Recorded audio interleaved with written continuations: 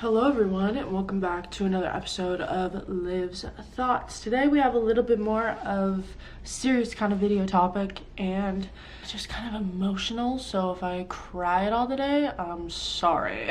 But just shit I'm going through right now, man, and it's hard. It's like just annoying and stupid, and I wish it wasn't like this, but I wanted to talk today about BPD and favorite person and kind of like being in romantic relationships and how to set better boundaries for yourself so you're not necessarily attracting the wrong people, but not repeating the cycle of the same relationship over and over again, just in like different fonts, because it's quite exhausting. Not gonna lie. And it's a cycle that if you don't nip it, it's a cycle that's going to continue for your whole life. I hate to say that, but especially with people with BPD, I hate to say that we sometimes just never learn and never get the hint and click on to what's good for us and what's not. But it's hard to see the bad sides of things when you have felt immense highs from the situation or relationship, because the lows don't look as low, even though they're intensely low, because the highs were actually so good and the highs were really great. So it's just hard to see not the bad in someone, but be able to be okay with the fact that they made a mistake and learn that not every mistake is something that you can be forgiven, and learning to know when to walk away. And so first and foremost, I wanted to start with talking about favorite person, and let me just look up the definition so we are clear on that. All right, so favorite person is someone who is especially important to a person with BPD or borderline personality disorder. They may rely on their favorite person for emotional support, validation, and a sense of security. They may not be able to function without their favorite person without fear and they have a fear of abandonment.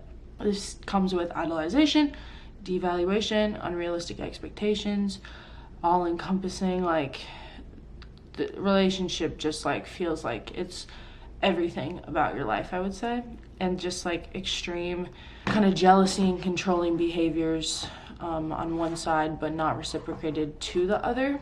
And with favorite person, in my experience, it has been debilitatingly frustrating to have a favorite person, and it is one of the most stressful things I think I've ever experienced in my entire life, simply because I relied on them so much for happiness, and I relied on that person so much for security in myself and security that I could trust that other person. And they showed me a few times that I couldn't. I definitely showed them a few times that they couldn't trust me either. So it was just this toxic cycle of, oh, but we are in love with each other, so we come back to each other every time, and then the cycle just continuously repeats. And dealing with codependency is really strange, because I am happy on my own, and I'm very I'm a positive person, and I'm able to be okay on my own. But it's almost I forget a big part of myself when I become codependent, and I forget a big part of happiness isn't just arguing with someone the whole time. And I forget that a lot of the word I'm looking for, a relationship shouldn't be, oh, if this fight is going to end everything, what am I going to do? And it shouldn't be an end all be all with every confrontation, and it shouldn't feel like what's going to happen after this every single time something goes wrong. And I'm aware of this, even though I haven't been, I don't want to say per se, in a healthy relationship, but I haven't really been in a healthy relationship before. I've always been in this push-pull. How much can I give before the other person might reciprocate even half of that back? And it's really hard, and it's really taxing and frustrating. Just point blank period, frustrating. And you see yourself starting to do these bad things, and you see yourself starting to become okay with your bad tendencies, because the other person in relationships with BPD, we tend to pick not the best people, and maybe the people that aren't fully healed either. And so it's just two wrongs don't make a right. And I think when you pick someone that also is not secure with themselves or also is going through something, the two wrongs just clash and make an even worse wrong. and make the situation elevated to something it didn't need to be at. Anyways, going on to the next thing with relationships with BPD, and that is the fear of genuine abandonment that I realized I dealt with so much, and I didn't realize how much of a factor that was in a relationship for me, because I feel like I couldn't let go of my relationship even though it wasn't best for both of us. It was because I was so scared that that was it, and that was like, I don't think I'm ever gonna find this again, because not to say I don't want to, because I want to be in love and I want to experience like joy and maybe a little bit of a more positive way, but the thought of having to do all this with someone new again is just infuriating, number one, but exhausting to even think about. Like, I don't want to think about having to meet someone new and explain to them and have them possibly be scared off because I told them I had BPD. And like, a lot of people that haven't dealt with BPD before don't really know what they're getting into, so they kind of like freak out at the slightest sign of crazy and they just leave. And so dealing with the fear of abandonment is just this fear of that you're not going to be necessarily accepted by the people that you want to be accepted by, but you're not valued to the same level that you value that person, because you don't know when you're going to snap, or they don't know when you're going to act crazy, or whatever it may be. The next thing I wanted to talk about with the whole BPD stuff is just like learning to set boundaries for yourself and actually hold yourself to them.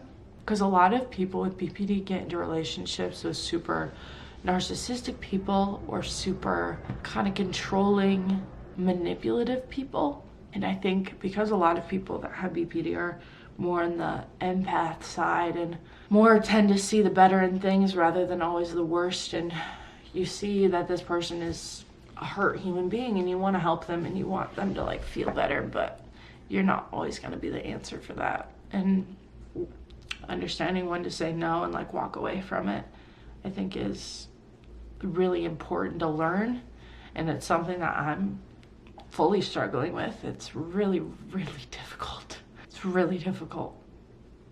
And it's just hard to let go of something that you really love so much. It's really difficult.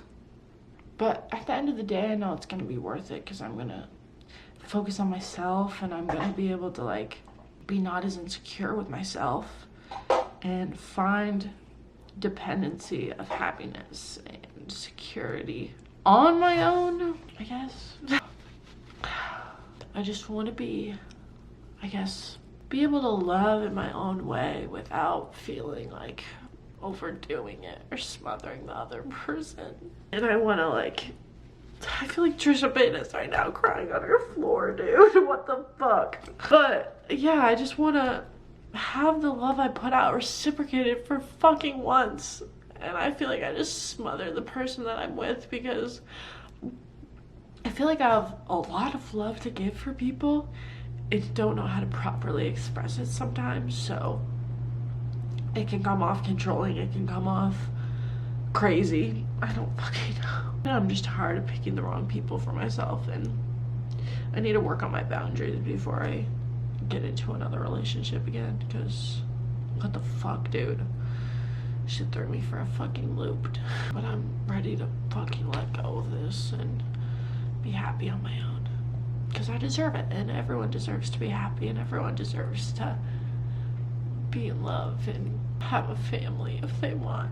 It sucks to think that, I hate to say, I don't mean to be a Debbie Downer when I say this, but sometimes it just feels like I'm not gonna find it, and it's really, really hard to be in that mindset, and I'm trying my hardest to get out, but sometimes it's just difficult. But yeah, and also it's more of a vulnerable side of Liv, and side that she doesn't show very much, but I just hate feeling alone with the way that I feel, because none of my friends have BPD, so I can't talk to them about it, but it's just they're not gonna fully understand that, so it's just hard.